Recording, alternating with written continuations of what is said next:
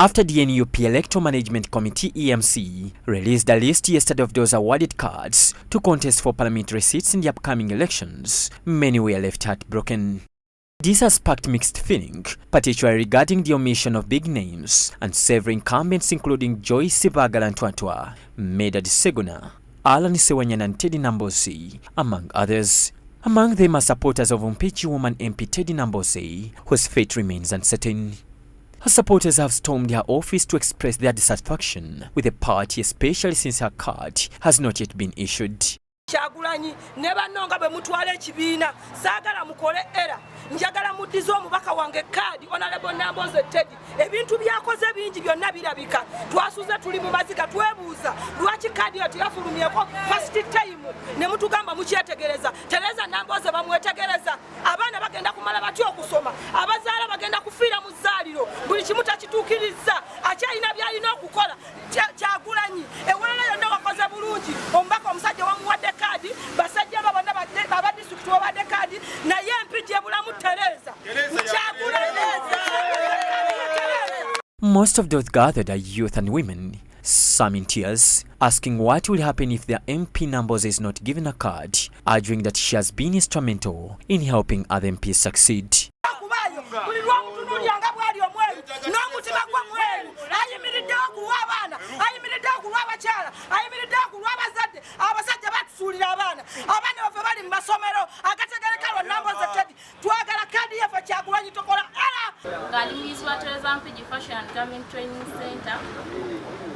Era ombaka yatwala omukisa guno okuteerawo essomero lino tusobole okuyigirizibwa naye twadde tusaba ombaka waffe bamuwe kaadi tusobole okuganyulwamu mu ebyo byabadde atukoledde kubanga singa ombaka tabaddeyo bizibu bingi bye twandisanze mu kyalo eyo singa tubadde tetuyigirizibwa tusobole okwogera ekituufu olw'ensonga tubaddeko naye omubaka waffe talina buzibu ayagaliza buli omu talina buzibu wonna teyeekubira era tetusosola mbu ono wa kibiina bwe kiti oba no kiwe kiti ye akolera buli muntu. In Mpigi district, cards have been issued for Mawokota South and Mawokota North constituencies.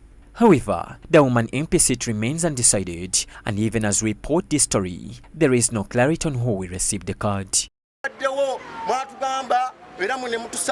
Ground ombaka Nambooze agikoze bwogende Muduuma bali maziga bali munju bagamba mutukoze eki bwogende Kiringente bali mu nyumba bafuluma tebafuluma bwogende Buwama bonna abantu abali wano bavudde mu bitundu ebyenjawulo naye tubasaba nese kusaba yenna ombaka omukyalo Nambooze Nambooze tubasaba olw'okugatta ekibiina kyaffe n'okulaba nti twagala buli wamu NUP ewanguddewo ng'ekyakoleddwa Mawokota South abadde chairman wa district Sejjemba Martin ng'ekyakoleddwa mu Mawokota North ku mubaka omwami Hilary Kiyaga tubasaba omuntu asobola okugattawo ffenna ffe tuli ku ground. Nina obulumi bungi eri omukyala Teddy Nambooze kubanga ye yanfuula kino kyendi n'eri abaana bange okuva kuwagenda mu bisulo kubanga nze nazaala abaana bambadde tebaasoma naye ku luno ababadde ku mulembe gwa Nambooze teri mwana atasomye n'essaawa eno bakyasoma naye mbeegayiridde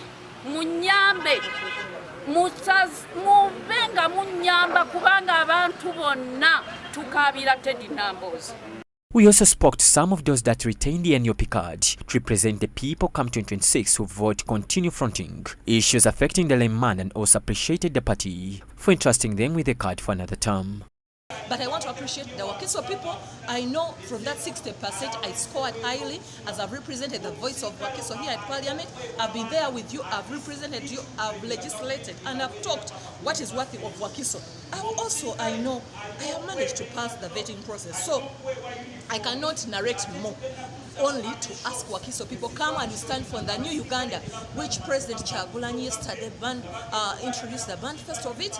And I know when you all understand the kind of new Uganda we want to have, where there is constitutionalism, where we have respect for human rights, where we are seeing all our children have better education, where we see our mothers who are have gone for labor, they survive, and many others. You understand that new Uganda is what we wish for everyone. Wakiso people, with your lead, we know we shall have that new Uganda.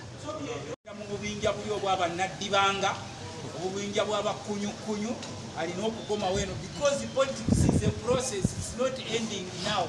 Nti olwokuba tebakuwadde kaadi n'olwekyo ebyobufuzi bikomye, who knows, you may come back in 2031 oba okukola omulimu mulala. Naye nga kye neebaza ennyo Kyagulanyi, politikisi w'obufere agenda amukendeeza. Tubadde n'abasajja wano abafere nga bambala amasuuti ne boogera Olungereza n'olowooza ono yakwata ensawo ya King Charles ebeeramu ebigambo. Naye ng'obufere obubaliko kati obusengejja bugenda busengejja buli muntu, era naffe kye tusaba ng'abantu nti mwesige decisions ezikolebwa ku kibiina ky'ennyupi. As questions mount over omissions in the NUP parliamentary list, the party has only 2 days to resolve their grievances, leaving the fate of several incumbents, including Teddy Nambooze, hanging in balance.